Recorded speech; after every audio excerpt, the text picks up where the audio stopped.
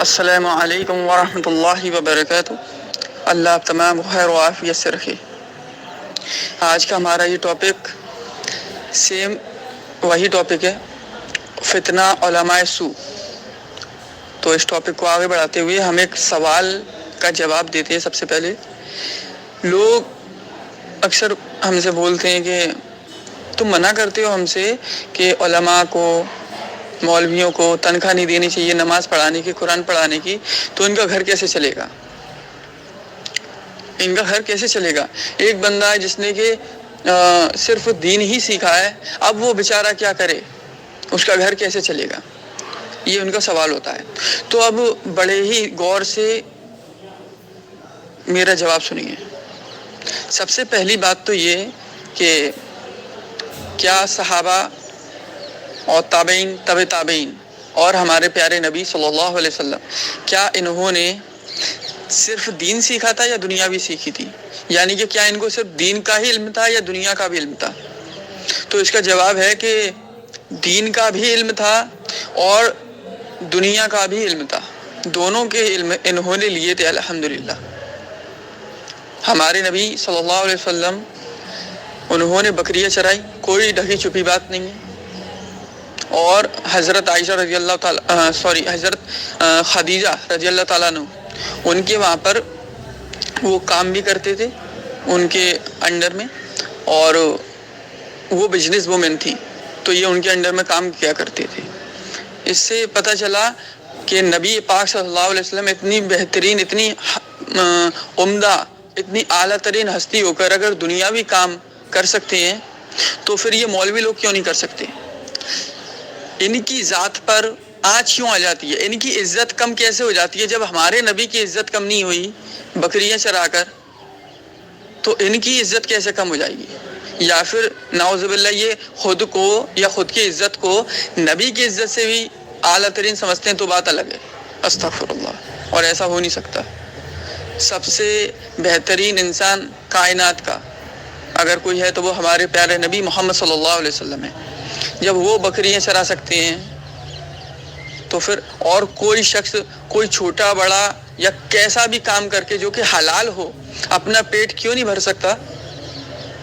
پہلی بات تو یہ۔ دوسری بات یہ کہ یہ کوئی اجر نہیں ہوا، یہ کوئی اجر نہیں ہوا کہ سامنے والے نے صرف دنیا کو، دین کا علم حاصل کیا ہے، دنیا کا علم حاصل نہیں کیا۔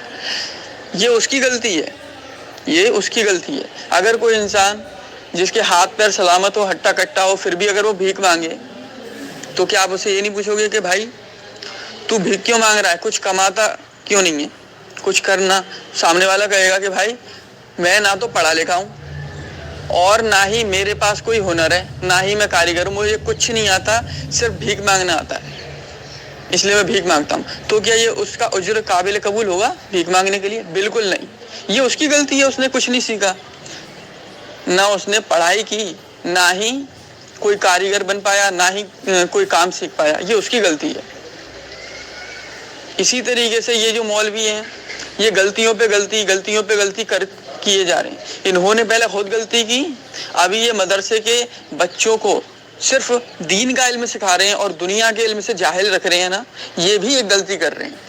اور اس کی دلیل ہے سلف کے ایک شخص، ان کا نام میں نہیں بتاؤں گا کیونکہ ہمارا عقیدے میں اختلاف ہے ان سے۔ وہ کہتے تھے کہ مدرسے میں صرف اسی بچے کو داخلہ دینا چاہیے جو کہ دین کے علم کے ساتھ ساتھ دنیا کا بھی کوئی علم سیکھے۔ کیوں؟ اس کی وجہ یہ ہے کہ جب اس کے پیٹ پر بات آئے گی، اس کو بھوک لگے گی، تو وہ دنیا کا علم بیچے گا، دین کو نہیں بیچے گا، اور دین کی نشر و اشاعت کرے گا۔ اللہ کے دین کو فری میں سکھائے گا، اخلاص کے ساتھ، مخلص ہو کر۔ اور جب پیٹ بھرنا ہوگا تو دنیا کا جو علم ہوگا، اگر وہ کاریگر ہے تو اپنی کاریگری بیچے گا، پڑھا لکھا ہے تو اپنی پڑھائی بیچے گا، لیکن دین کو نہیں بیچے گا۔ لیکن اگر کہیں ایسا ہوا کہ کسی بچے نے صرف اور صرف دین کا ہی علم سیکھا، تو جب اس کے پیٹ پر بات آئے گی نا، تو اس کے پاس کیا ہے؟ صرف دین کا علم، دنیا کا علم ہے ہی نہیں، تو وہ دین کے علم کو بیچے گا۔ اور وہی آج کل ہو رہا ہے۔ یہی تو ہو رہا ہے آج کل. اکثریت جو مولویوں کی جو اکثریت ہے، چاہے وہ کوئی سی بھی مسجد ہو، کسی بھی فرقے کی مسجد ہو، اکثریت نے اپنا دین، اپنا ایمان بیچ دیا ہے اس دنیا کے چند ٹکوں کے خاطر. اور جب ہم کہتے ہیں کہ جب نبی صلی اللہ علیہ وسلم نے نہ قرآن کے پیسے لیے، قرآن پڑھانے کے پیسے نہیں لیے، نماز پڑھانے کے پیسے نہیں لیے، نہ صحابہ نے، نہ تابعین نے، نہ تبع تابعین نے، تو آپ لوگ کیوں لیتے ہیں؟ تو وہ لوگ بولتے ہیں کہ وہ دوسرا زمانہ تھا. بھائی یہ دوسرا زمانہ ہے، یہ دوسرا زمانہ ہے، وہ دوسرا زمانہ تھا.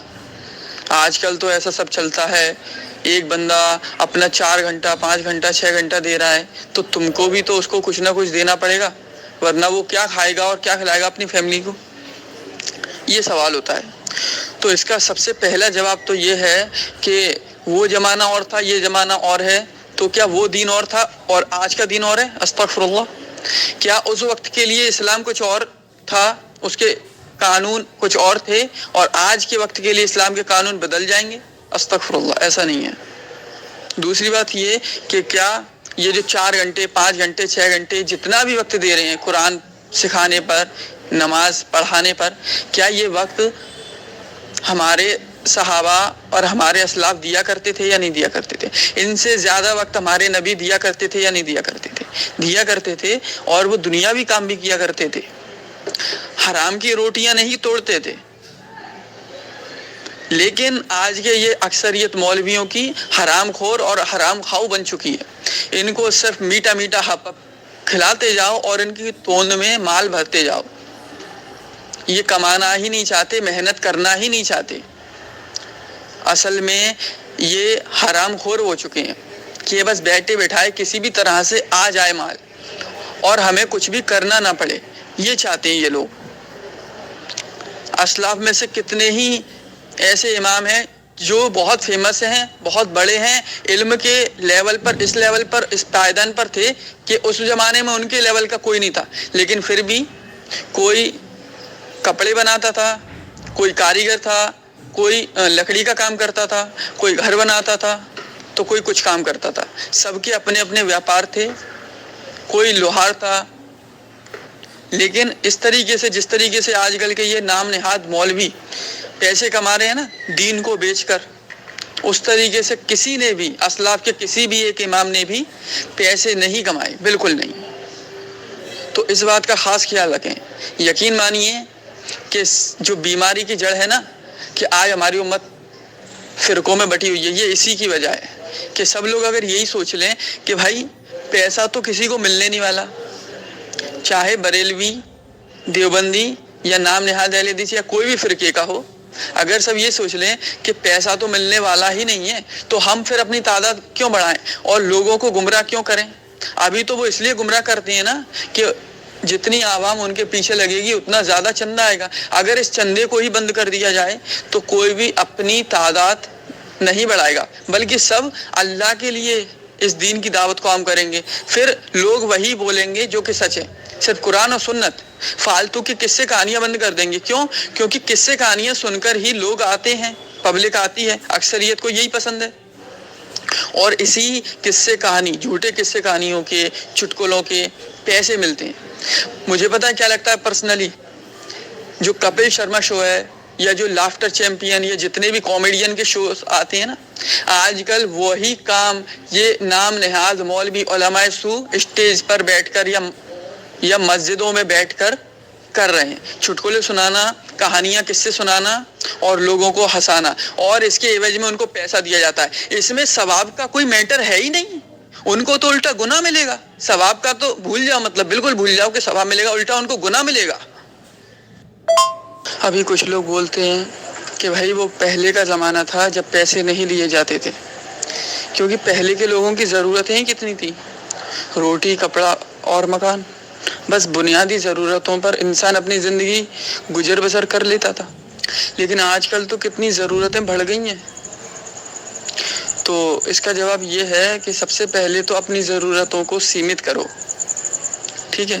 دوسری بات یہ کہ اگر اسی طرح سے دیکھا جائے کہ لوگوں کی ضرورتیں پہلے کم تھیں اب بڑھ گئی ہیں، اس لیے قرآن کے یا نماز کے پیسے لینا جائز ہے، تو پھر ہم کیا یہ بھی کہہ سکتے ہیں کہ دہیج لینا بھی جائز ہے آج کے زمانے میں؟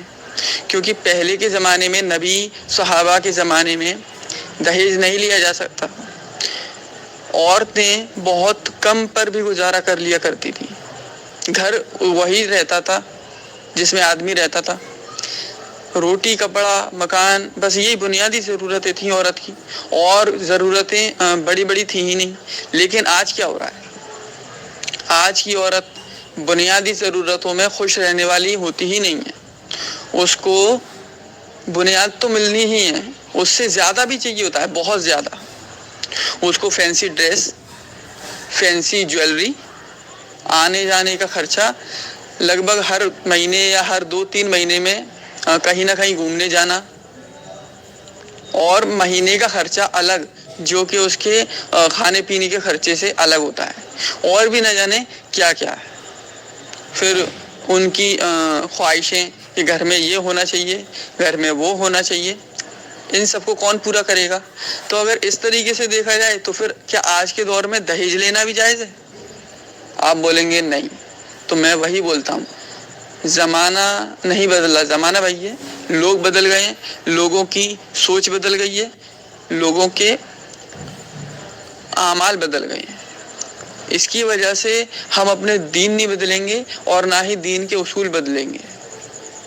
جہاں تک بات ہے علماء سو کی، تو یاد رکھیے یہ لوگ نئے نئے فرقے بناتے جا رہے ہیں، ابھی بھی بن رہے نئے نئے فرقے، اور ان کے فرقے بنانے کا مقصد ہی یہ ہوتا ہے شہرت پانا، مال اور دولت پانا۔